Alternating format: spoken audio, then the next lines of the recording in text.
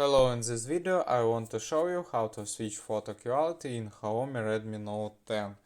First you need to open the camera app on your phone. Then click on the three lines on the top right corner and find the setting option here. Then scroll down and find the picture quality. And here we can switch quality, set low, standard or high.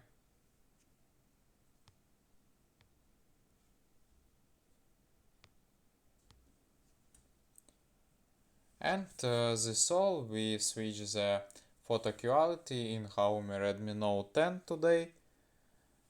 This all for today, goodbye.